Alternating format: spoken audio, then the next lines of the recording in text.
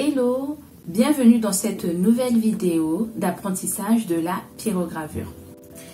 N'hésitez pas à vous abonner à la chaîne pour être notifié des prochaines sorties de vidéos. Et si vous avez des questions sur l'apprentissage de la pyrogravure, j'ai aussi un blog qui s'appelle apprendre-la-pyrogravure.fr où j'explique un peu plus par écrit certains éléments concernant la pyrogravure.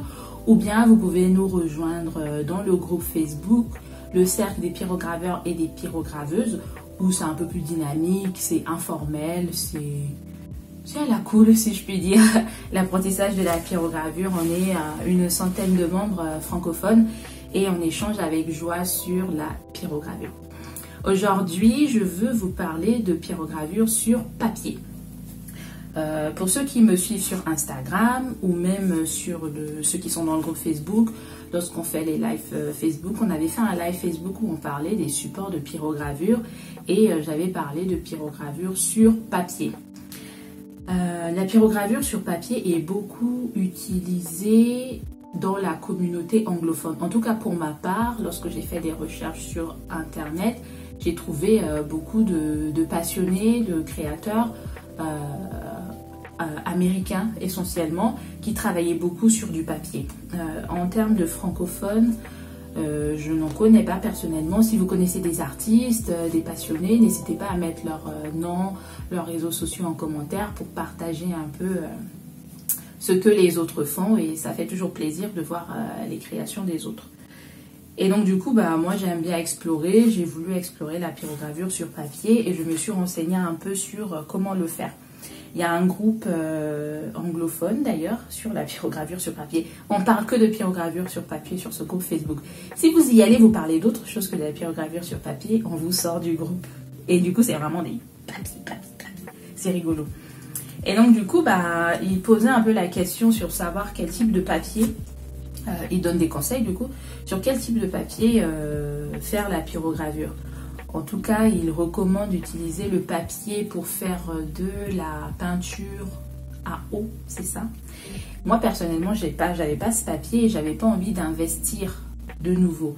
Et j'ai un bloc de papier spécial peinture acrylique. Je me suis dit, peinture acrylique, peinture à eau, ça reste proche parce que l'acrylique, parfois, on le dilue un peu avec l'eau selon les techniques qu'on va utiliser. Et donc, je me suis dit, je vais tester sur ce papier-là. Donc, c'est un papier qui fait 300 grammes par mètre carré. En fait, je crois que c'est l'épaisseur.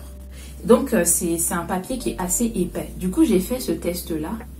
Je vous mettrai de meilleures images à côté. J'ai fait ça avec le Pebaro 260. Non, je me suis trompée. Je l'ai fait avec le Brain Peter Junior. Et j'étais à... Je crois que j'étais à 400 degrés pour vous dire. J'étais à 400 degrés, j'allais suffisamment vite et le papier n'est pas du tout percé. J'ai aussi fait cet essai-là. Du coup, j'ai fait des marque-pages. J'ai fait cet essai-là et j'ai fait des petits trous où je vais accrocher des ficelles. Et après, sur celui-là, j'ai un peu trop appuyé.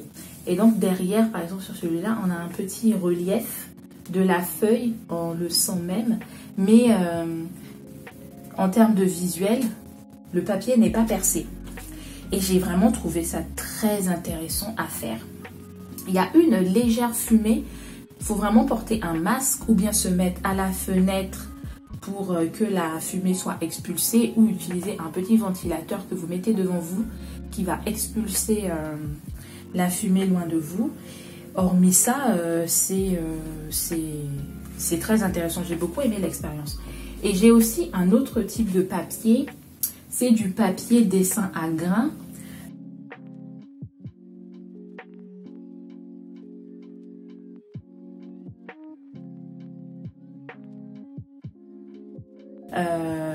Du coup, c'est 160 grammes, je crois, au mètre carré aussi. Et c'est des papiers colorés. Donc, j'ai prévu de tester avec ces papiers-là. J'ai découpé, j'ai pris le jaune, qui me fait penser un peu à l'automne. j'ai prédécoupé et du coup, je vais tester aussi des marque-pages. Et du coup, ce papier-là est plus fin que celui-là. Je ne vous en rendez pas compte, mais il est plus fin.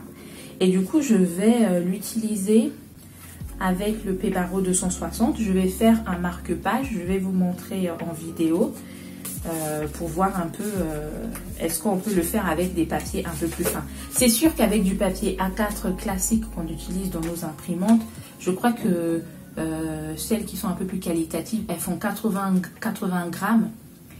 Je ne sais pas si vous allez réussir à faire de la pyrogravure sans brûler le papier. Mais vous pouvez expérimenter, mais restez vigilant.